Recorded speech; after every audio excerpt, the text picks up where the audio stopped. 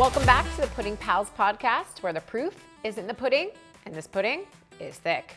Hey girls. What's going on? Today on the couch we have Alexxa, myself, Danielle, Jordyn, Deanna, and Heather, and then we have Rachel on Zoom from North Carolina. You girls miss me? We miss you. You look good. That lake life looks good on you. I think you miss us a lot. I do. So today we have a really exciting guest on. She's a child ADHD psychologist. Thank God. I know. Thank God. Hallelujah. You need advice, Rach? Oh God, more than any of you. What's been going on? It's summer. The kids are on their screens 24/7. And let's not forget the last week of school when my son called 911 from school. What do you mean? What happened? They took the kids to a tour of all the classes for open house. But magically, my son was sick at the end of the day. So I picked him up from school and I'm like, what's going on? He's like, my stomach hurts. I'm just so sick. I take him to the doctor's office and I ask on the way, how's school? Great. Everything was great. Good day. I'm like, okay. In a great mood. So sweet. I'm in the office sitting there checking my phone and I get an email about the incident at school today. And before I even read it, I just look at him and said, did you get in trouble today? He's like, I didn't know it was a real phone. I'm like, what? He called 911 at school. Stop it. Did the police come? Thank God a kid told the teacher. I guess they did a tour and there was a phone in the kindergarten classroom. So class clown, my son, said, I'm going to call 911. He doesn't even really know what that means. And to their credit, we don't have a landline. We just have cell phones. Right. He probably thought it was a toy. He picked it up and called 911. And of course, they're like, 911, what's your emergency? And he hung up. And one of his friends told the teacher. And so the phone called right back. Thank God the teacher told him not to come. Can you imagine if there was a lockdown at school? Because he called 911. Oh my God. Who's not even there anymore? But he committed to the story, made you take him to the doctor. He probably did have a stomach ache. He probably grabbed his pants. The anxiety got it. So I honestly don't know. Did he really think it was a fake phone? Did he just get caught? I'll never know. You know, Rach, honestly, I think, we're all parents constantly asking ourselves, is this ADHD or is this just a boy at 8 or 9 years old? Like, I think, we're lucky to have Dr. Carrie Jackson here today. Yes. She's an ADHD expert and the voice of calm we all need in this conversation. She's here to break it down for us, what's really going on with attention, focus, and behavior, and how we can support our kids without that shame and panic. So girls, let's welcome Dr. Carrie Jackson. Let's do it. Yay. Welcome to the Pudding Pals podcast. Hi, Dr. Carrie. Thank you so much for being here. Thank you guys so much for having me, at least virtually. I wish I could be with y'all all in person right now, though. Well, we're just happy you're here, and we're so excited to pick your brain today on such a topic that is so really prevalent right now. I want to introduce my pals on the couch. We have Heather, Deanna, Danielle, and Alexxa, and Rachel's joining us from North Carolina on Zoom. Can you start off by telling us a little bit about yourself, Dr. Carrie? Yeah, so I will share just a little bit about my personal and professional background, but feel free to jump in with any questions y'all have. So I am a child psychologist, which means that I do both therapy and evaluations. And I have a private practice here in the La Jolla area of California, not too far away from you guys, but still a bit of a drive. So all day I am just seeing parents, their kids and teens who have ADHD or diagnosing ADHD. And then outside of that, I also have some resources online that I like to share with parents about how to best support their ADHD kids and teens. And one of the big reasons that I do the work that I do is because I myself have ADHD. So I understand it's a lot of work that these kids have to do on a day-to-day basis. And the parents honestly mean everything. So the way that you are supporting your kids is everything for how your child will be raised and be happy and confident too. That's awesome. All right, so Dr. Carrie, what is ADHD and how can you help parents understand it? So whether they have it for themselves or they think their kids have it, how can we, what do we know about it? And can you explain it to us? Yes, we can start off with just the basic pieces because there's also so much like misinformation about ADHD. So it's really a brain difference. So everybody within their brains, they have like different areas. And for ADHD, there are some pieces related to like planning, organizing, keeping your attention that aren't working in the same way that they do for people without ADHD. So have you guys heard of ADD before? Yeah. Yes. That actually doesn't exist any longer, but I have a lot of parents who will ask me, like, I don't think that my child has ADHD because they aren't hyper. But the truth is that now ADD is all under the umbrella term of ADHD. So ADHD kids, they can be hyper, struggle controlling their body, or they can also struggle with just organization. So they're losing their pencils at school, they're losing tons and tons of things. It looks different for every single kid or teen that is out there. So you can be smart and have ADHD, you can be doing really well in school and have ADHD, but ADHD affects kids usually in school, home, or in sports that they're doing. Well, I think it was really interesting that you were talking about how it can present in different ways, and sometimes it can present in organization issues, it can present in, school, and have issues in very different, distinct parts of their life. Whether it be, my child, for example, he is fine in school and everyone thinks he's the most polite, wonderful kid, but we were having a lot of rage issues at home. And then I know other people who, their kids were having a lot of trouble at school and maybe not as many issues at home. So I think it's important that what you just mentioned, and please go on about that it's not one size fits all. It manifests very differently depending on the child. And one more thing, and then I will stop talking, is because you're who we want to hear from. I've learned with a child dealing with this that as much therapy and intervention as my child needs, I need the same, learning how to deal with him. And that has been so helpful for our whole family, So at one point, I'd love to hear how much therapy you're doing with the parents on top of the children, because I imagine it's a lot. Yeah, it's actually pretty much all that I do. It's most of it.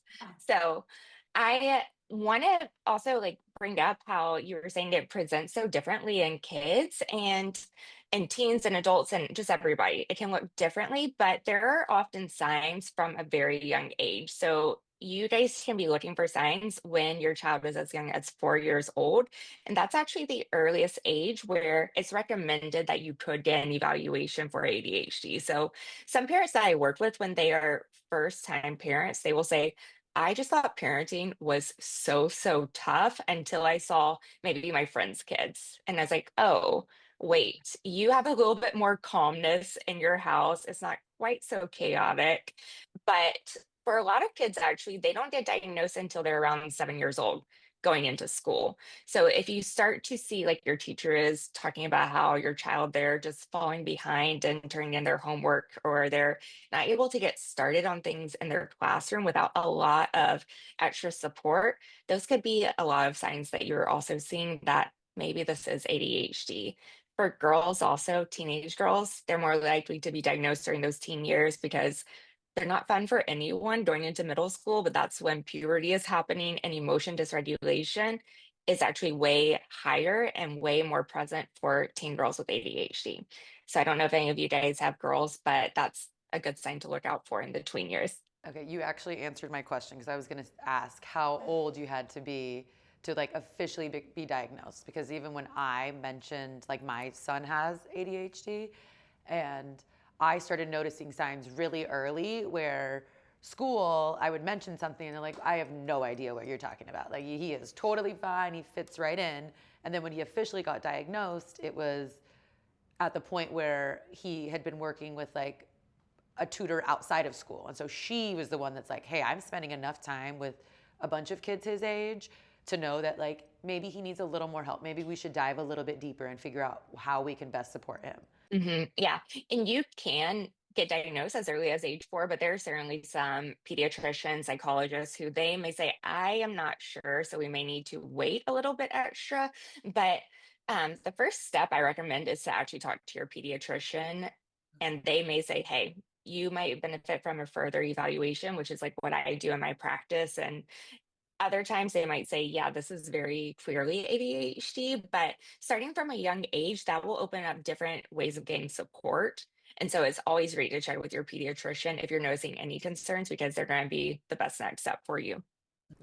Yeah, that's the next question too is, we all have kids in elementary school, and some have already been diagnosed with ADHD. And I have a son who's 6 who is crazy. And so it's like, how do you tell the difference of like him being wild and crazy and a boy? Like boy a energy. boy and like- energy. A lot of us have boys, and they're fucking wild.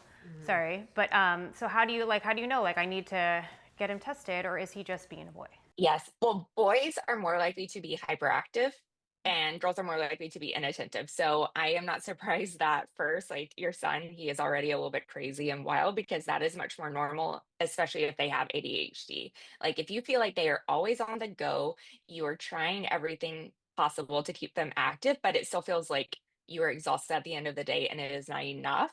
They are potentially experiencing ADHD or underlying concerns with it. But one thing to look out for is, are you getting that feedback from other people, like the tutor that you mentioned, or a soccer coach or a teacher? Because yeah, they have tons of other kids that they can compare to.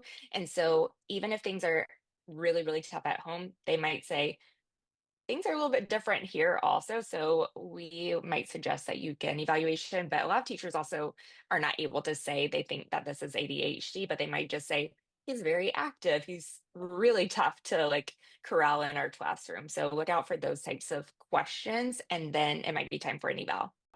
Rach, I know you wanted to ask a question. I have a million questions. Yeah, go for it. Okay, we can go back to the adult one later because that's not as important. But my son was a little bit more difficult. It presented itself not in academics at all. He was very smart from an early age. It was all emotional regulation and behavior. And it's still to this day at night, I mean, I'm going to cry. It's just all I've done since he was 2 years old is I feel like it's controlled my life, trying to fix him and get him in a good place. And finally, I tried a lot of medications, and now he's pretty good. He's a great kid, and he's hilarious, and people love him. But as the mom, how do I parent him and not let him get away with what he's doing? Is he manipulating me when he says, I hate myself, I'm just a bad kid, I can't, my bad brain kicked in? Do I let him slide, when he gets mad on the soccer field and kicks my friend's son in front of everybody? Or is he playing me? Also, then I have the rest of my family, in-laws, everybody included, that love to say, you're so easy, you're just getting manipulated by him. He's, you're falling for it. And it's just like, you don't know what to do. What's the right thing to do? I'm a rule follower, so I feel like I'm in trouble too. But from the teachers, if I get a phone call, but then I also have to be his mom. So it's such a hard balance. Sorry. I wish I was there to in North Carolina to give you a hug too, because like that's what so many parents feel like. It's so easy to feel like you are failing as a parent Yeah. of a child with ADHD. And like I work with parents of ADHD kids every single day, and like they, including you, are some of the most hardworking, like consistent, trying to advocate for their kids. But the truth is that the other people who are giving you this advice Yeah. about how to raise your ADHD child, they have zero idea what it is actually like. They don't know that ADHD kids, like they require a completely different set of parenting skills than neurotypical kids. Right. 100%. Like that is one of the biggest takeaways, is that you can be doing everything right. And if your child didn't have ADHD, probably would be just like every other kid, right? But because they have ADHD, it's so much harder. And so like every Yeah. parent that is like just listening, and if you have a child with ADHD, my biggest thing that I want you to know is that you're not a failure for what you're doing just because it is not working. And so the people who are giving you those advice or just comments, like they don't know what they're talking about, especially older generations. I think they Yeah. think just discipline them more, you're letting them get away with it. That's not true at all. Yeah. Yeah. I just feel like I'm more concerned about him getting older and saying, I needed this and you were just so mad at me. You made me feel this, instead. And Hmm. I'm trying to say, like, you can't do this in public, or you can't do this to this person, or I don't know. It's very hard for parents. Yeah. We give you so much credit, Yeah, Rach. Rach, you're doing the best. So much credit. I mean, there are things that my son, one of my boys, does that before I had kids, would have never thought I would allow, or I would have thought, oh, no way is my kid getting away with X, Y, Z. And now, after learning through my son's therapists, doctors, etc., I have to kind of check myself sometimes and, think, okay, this is like what somebody once said, like, the toothpaste has left the tube. You cannot Push it back in. you can't, yeah, like, Go back in. when he is having an episode is not the time to teach or punish, right? And it's hard for me because that is the moment where I want to say, are you kidding me? This behavior is not acceptable. So that's been difficult for me too, Rachel. Am I letting, and my husband feels differently often. He will kind of jump in the moment, and I have to say, just stop, let him, he has to go through this. He's not going to hear or process anything. Alexxa, you've kind of helped me with that too, but I understand it's hard. It is a hard thing it's a fine line. It is. We're all doing the best we can. We're trying to build their self-esteem and we lose ours in the midst of it. And sometimes the best thing is to not do anything at all in the moment. But then that's where it's like you get the looks, you get the judgmental Yeah. stares. And I know And that's on me. That's why I was like, I need to honestly go to therapy about that, because that's not what's important. To me, I'm like, oh my God, and I'll take it out on him. And I know that I do that. And then I'm like, ugh, feel bad later, like I shouldn't have come down so hard on him. But then I'm like, but he can't get away with this at 9 years old, So it's, Mhm. but You know, it's also impulse control. It's very hard. it is impulse control. And also, like, anytime any parent makes a mistake, one of the best things that you can do is to take accountability for Yeah. it, because modeling that for your kids and showing them, hey, mom made a mistake earlier. I was upset and I yelled at you and I didn't mean that. We all want our kids to take accountability for things, and it's really hard for kids to do. So the more that you can show that you made a mistake, it normalizes it for them. The reality is, yes, things are tougher for ADHD kids, and they receive a lot more negative feedback Yes. from people. Like, I saw a statistic that said they receive up to 20,000 more negative messages by the time they're 12 years old. And, if you think That's hard. about, it's so hard, and you think about what they're getting at school, at home Yeah. from other people, like, Yeah. the best thing that you can do is noticing the positives and acknowledging them. So even before you go to sleep at night, if there is a horrible day, you can still just think about one positive thing that you can tell your kid. It will make a positive effect on their self-esteem and your relationship. So I have questions more geared towards like the advocacy in school. My son was diagnosed last September. By the time we did all of the like school testing, the in-school assessment, it brought us to January because my son's very emotionally based. So when he started noticing, like, Mom, I'm the only one pulled out of school, I don't like it. I mean, we had to have the initial conversation of what ADHD was and, how his brain learns differently and how his school just needed to learn his brain. But even then, there was 3 different outbursts where, I almost pulled him out because I'm like, I can't keep making him do this if his self-esteem is getting down to nothing. Like, he feels so different and that's not what I want for him.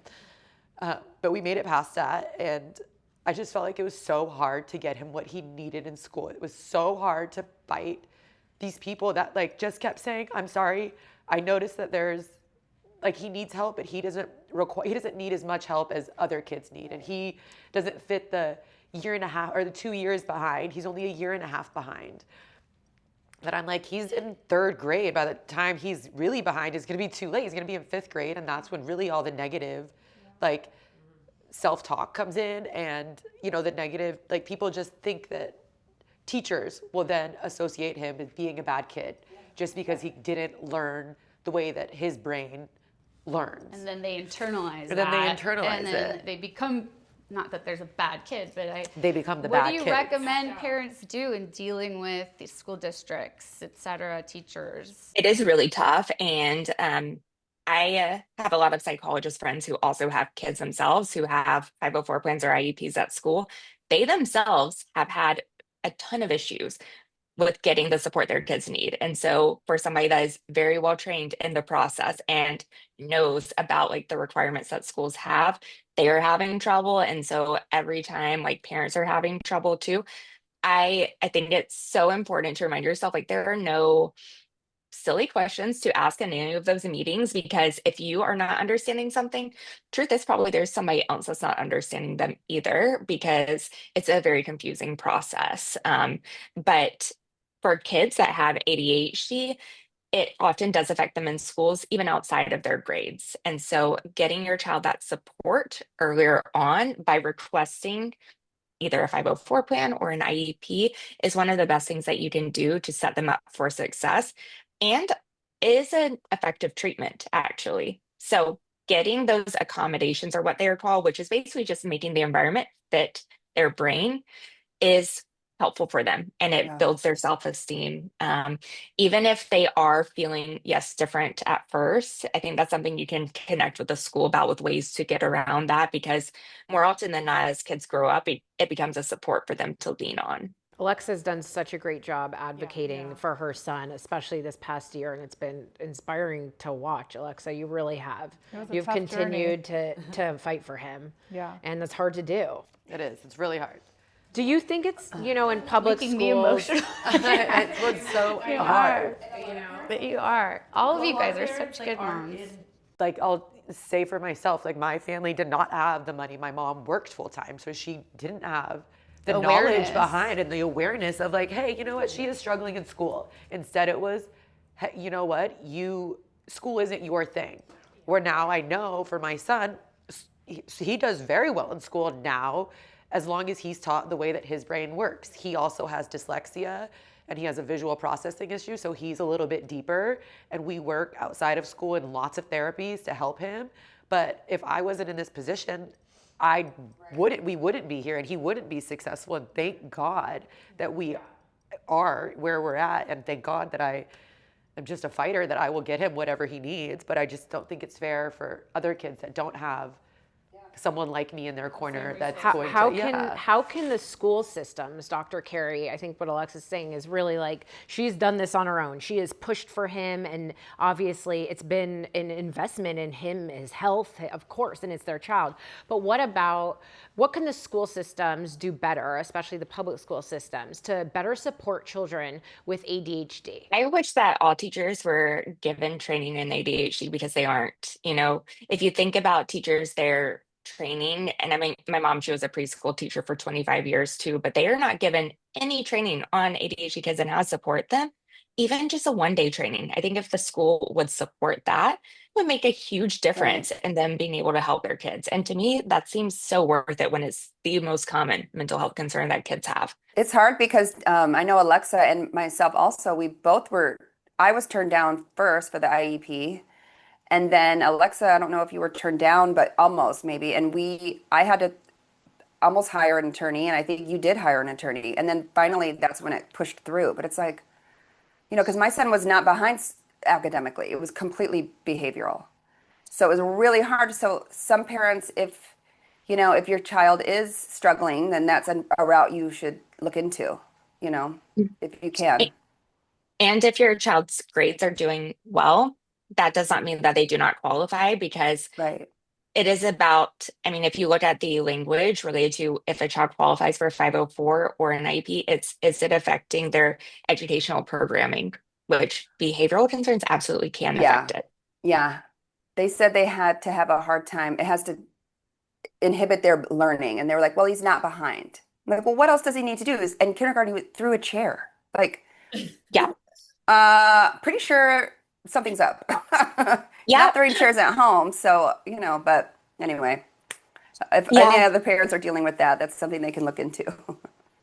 Yeah, I agree. And also related to the idea about like attorneys, there are a lot of attorneys who on their websites, if you look at special education attorneys within your specific county, many of them have free IEP guides where you can learn your rights based on where you're living. So that's a good resource just no matter where you are living. Dr. Carey, I have a question for you. So once your kid does get a diagnosis and they are prescribed some medication, how do you explain to them why they need to take medication and not make it scary for them or that it's bad or that they're bad? Yeah, so I like to use a lot of the same words that kids are using, and kids are often very perceptive about what is going on with them, even if they don't have the words for it, right? And so, a lot of parents they're nervous that talking about a diagnosis will make kids feel different or feel like there is something wrong with them.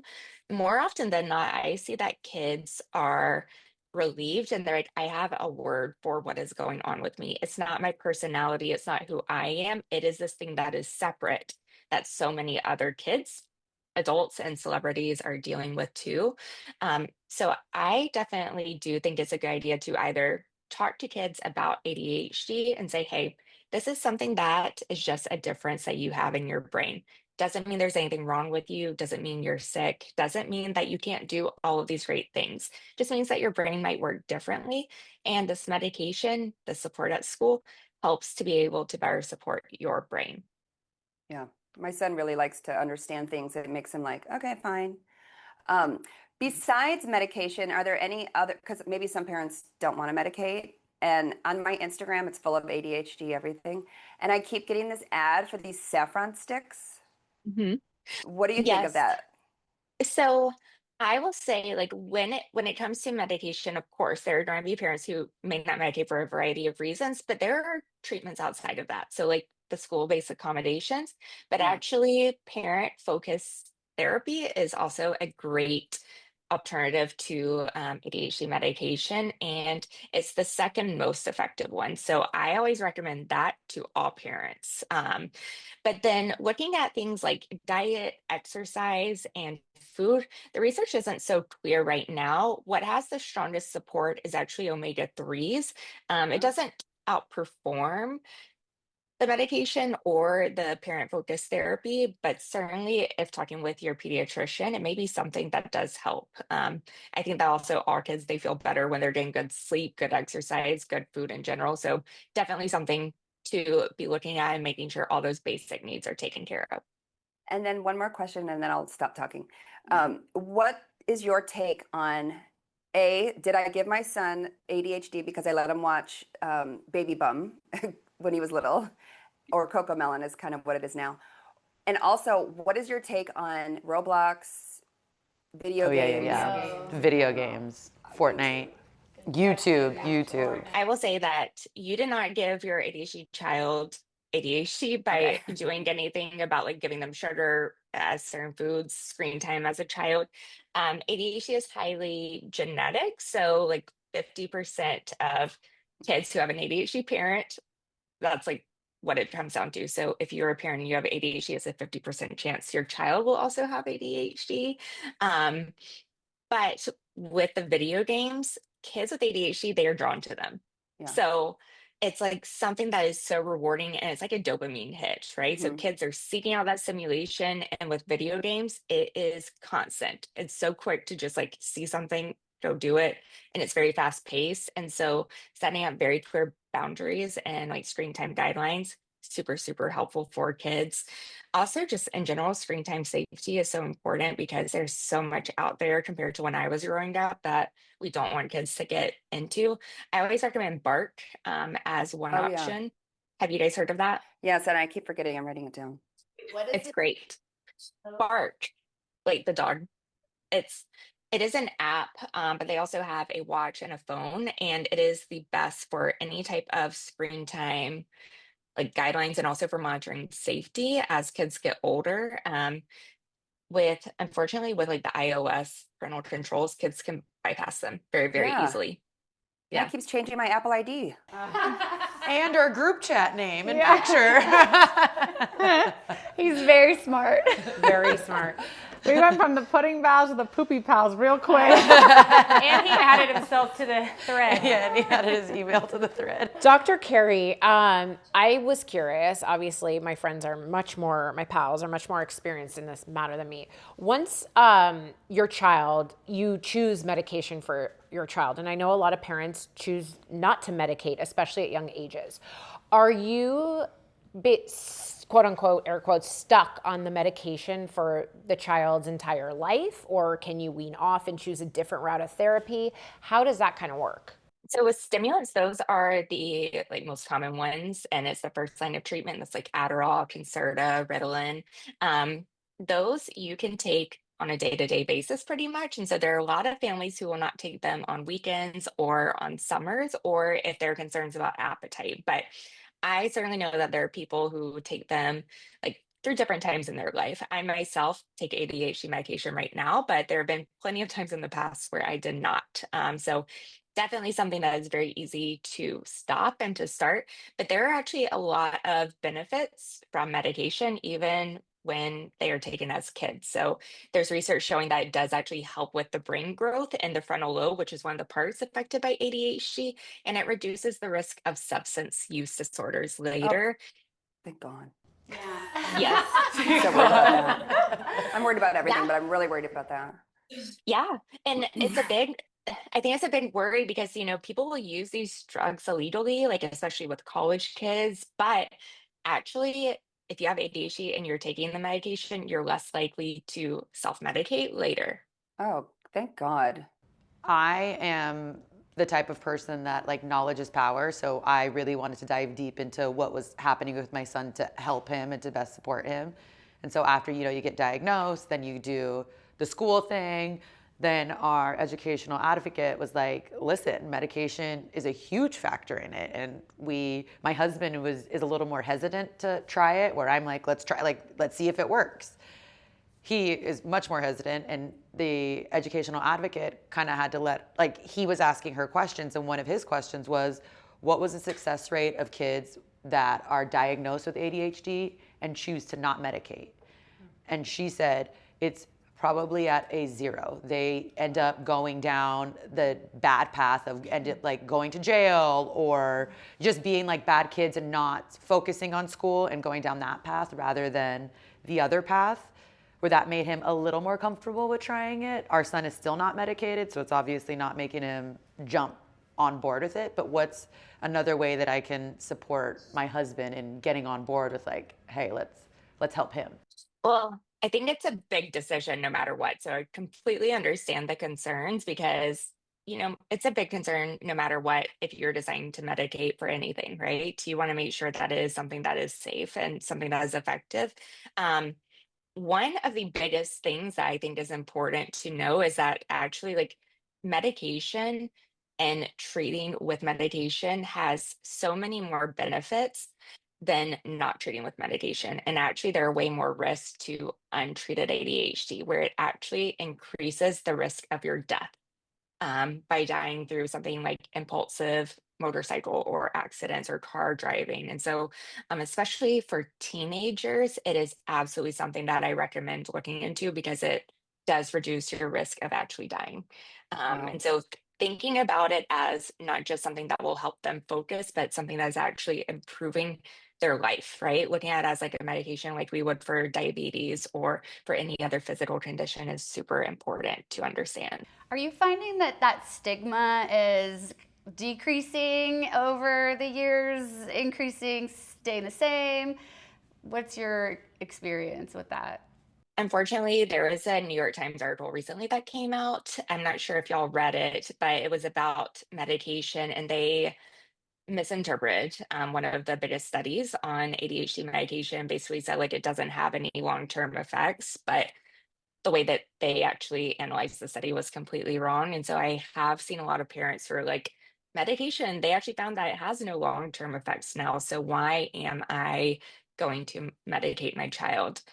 And they're citing a study that was actually not looking at the long-term effects of medication. It was looking at after people discontinue medication. So I have seen recently more of a stigma related to just ADHD medication in general. And at the same time, with like social media, TikTok, I've seen it also become like very normalized to have an ADHD diagnosis. Yeah. And sometimes it's almost too normalized where people are like, oh, well, I'm a little ADHD. Everybody's a little ADHD. And they look at it almost as something that's not a real huge concern. And that does have like significant challenges. Oh, yeah. Are there levels of it, would you say? Yeah, there's absolutely sure, different right? severity. Yeah, Yeah. absolutely. Yeah. But I think, when somebody's like, oh, I forgot where my phone is, I'm so ADD, that casualization of it is detrimental generally, I think is what you're saying. But there are levels of it, is what I understand. Yeah. Yeah, and so some people, they may have more mild symptoms, or maybe just the time in their life. Maybe they found an environment where they're thriving and they're doing really well. It can change just depending on what type of setting you're in. Like some kids, they're probably doing great at soccer practice, right? Because it's something they love, they're super focused on, and it's active. But in school or as they get older, maybe it's much harder for them. What do you want? I know you mentioned you were diagnosed later in life.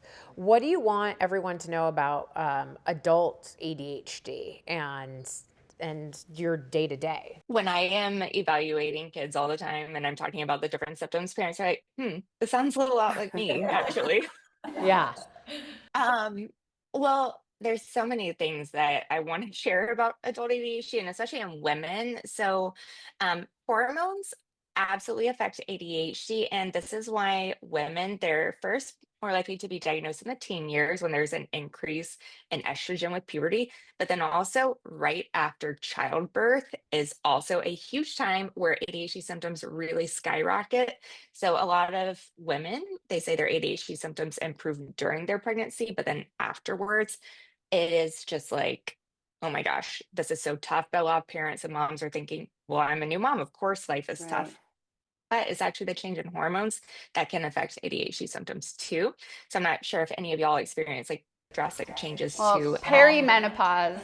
Perimenopause has thrown that at me too, but it makes sense. Perimenopause, post childbirth, similar hormonal disruption. Draining of hormones. Yeah, it's interesting. It's not in our head. We're not crazy. It actually happens.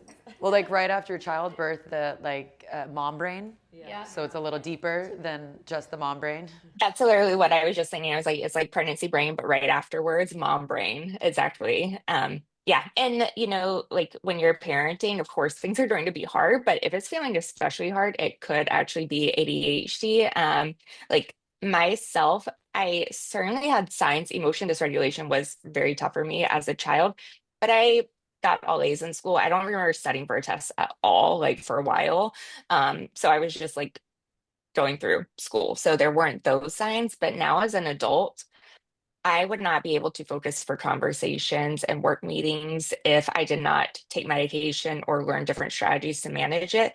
Constantly losing things, constantly forgetting things. But on the outside, people are like, you have a PhD. There's no way you could have ADHD. I'm like, you do not see all that goes into this, like to get myself together, to be on time places. So it can look so different for everyone, but especially like adult women. Yeah. Wow. What are some real life strategies you can help with attention and focus? My kid, I was diagnosed with ADHD starting college. My dad was diagnosed with ADHD, so clearly, I don't know if my son has it or not. He does have some emotional dysregulations, but I do feel like sometimes he runs around like a squirrel and then for like 5 minutes, and then I know he like actually pays attention after that, right? Like as long as he like gets his energy out like for a quick second, then I can actually talk to him. Otherwise he's like this morning I had a conversation with him and all of a sudden he's like looking at me with his eyes. I was like, you look like there's two people. Like, I was like, what? Like what are some real life strategies you can help with our kids with attention and focus? Yeah, a lot of it is the way that you're giving like instructions or telling them to do things. I love to talk to parents about how you always want to tell ADHD kids what to do rather than what not to do. So, like, if you were to say stop hitting or stop kicking, it's harder for them to stop that impulse rather than to do something else, right? So, if you say, for example, come stand next to me, or if they're running around the house, if you say, let's go outside and take a walk. That's much easier for kids to do and to like rein in their focus. Um, I also love to do the beat the buzzer game for any type of task where like your child is just lollygagging and kind of just like taking their own time, and kids will think it is fun. So I'll share with you how I did it with my nephew this weekend. We were at the lake and all of these toys were outside that needed to be cleaned up.